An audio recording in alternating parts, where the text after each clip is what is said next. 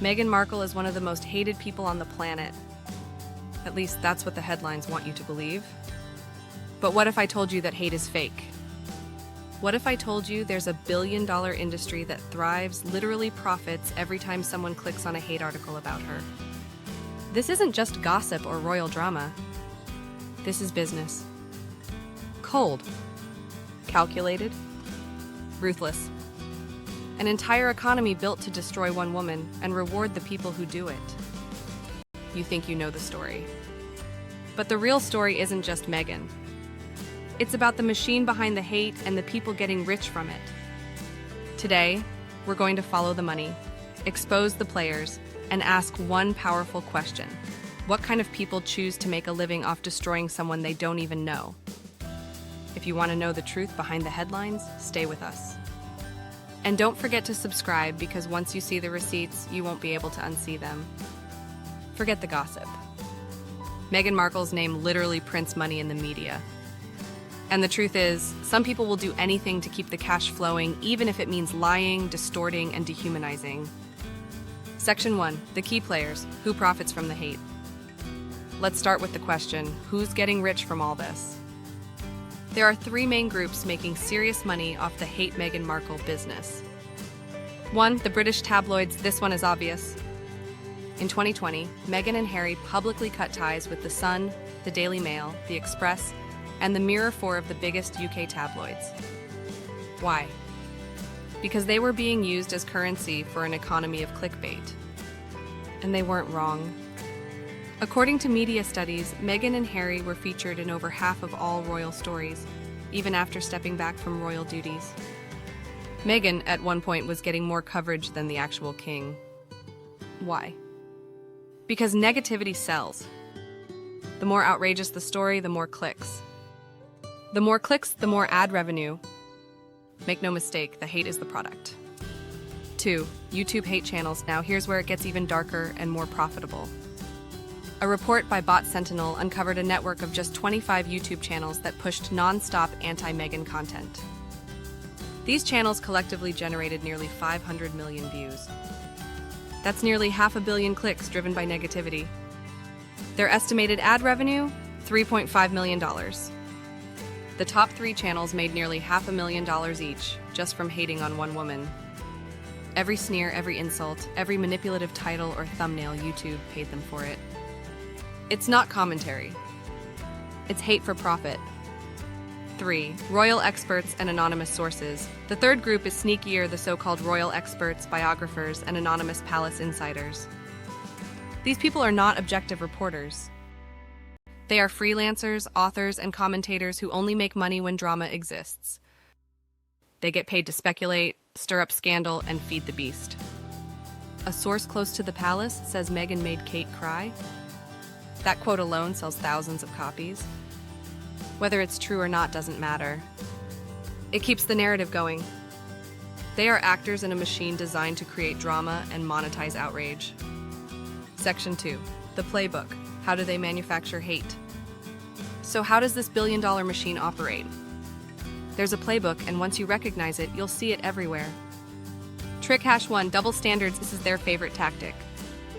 When Kate touches her baby bump, she's a glowing mother-to-be. When Meghan does the same, is she showing off? Kate gets avocado toast. A trendy gift from Prince William. Meghan eats an avocado. She's promoting a fruit linked to human rights abuses and drought. No, really. That was an actual article. You can't make this up. They build a perfect princess on one side and a manipulative villain on the other using the same actions. Trick #2. Manufactured scandals.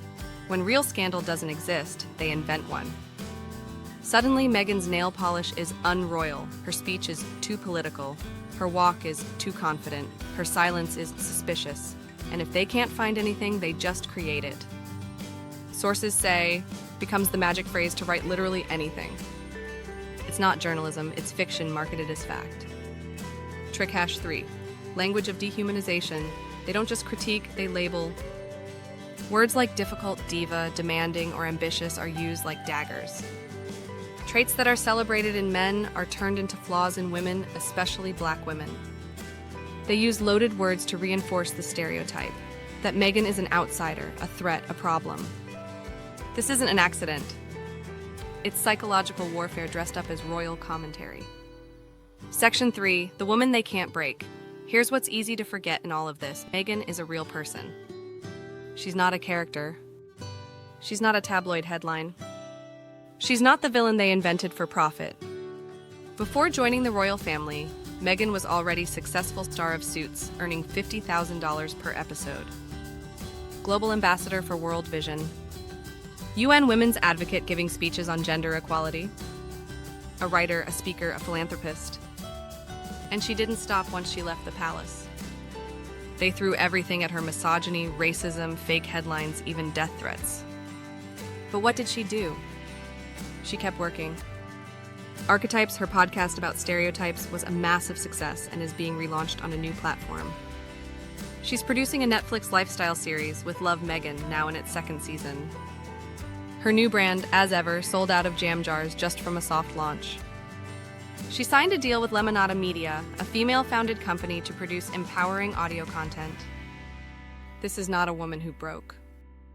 This is a woman building a new empire on her own terms. While they scream into microphones, she's quietly succeeding. Section 4, what kind of people profit from hate? Let's zoom out. This isn't just about Meghan anymore. This is about the system and the kind of people who choose to build careers on destroying others. They lie. They spin. They twist. All because hate gets clicks. But really, what kind of person wakes up every day and decides to profit from tearing someone else down? Not truth, not dialogue, just rage repackaged into headlines, thumbnails, and paychecks. As UK MP Chris Bryant put it, they pervert the truth by creating an incentive for untruth. Source: BBC 2022. And the sad part is, it works. Hate sells. Negativity goes viral. Outrage is monetized. That's the world we live in. But ask yourself this. What does it say about a person who chooses to make money by tearing down another human being every single day? It tells you everything you need to know about them, not her.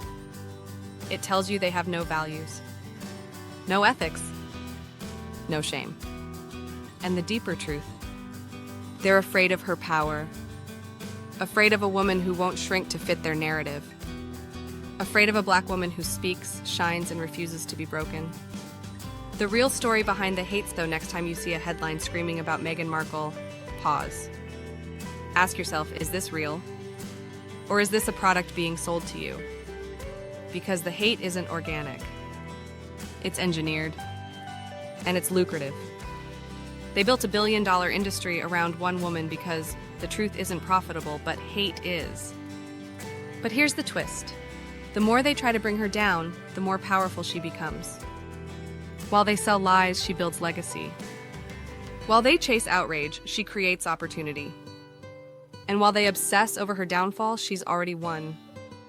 She didn't ask to be the villain, but they needed one to sell their stories. And when the hate machine tried to bury her, they forgot one thing. She was the seed. And now she's growing her own garden. So ask yourself, who's really winning? So now that you know the truth, what do you think? Drop a comment below. Is the hate machine finally losing power? Are people waking up? If this truth hit different, hit that like button. Drop a comment. And subscribe, because the next bombshell, it's even bigger. Because we're not done exposing the game. Thanks for watching.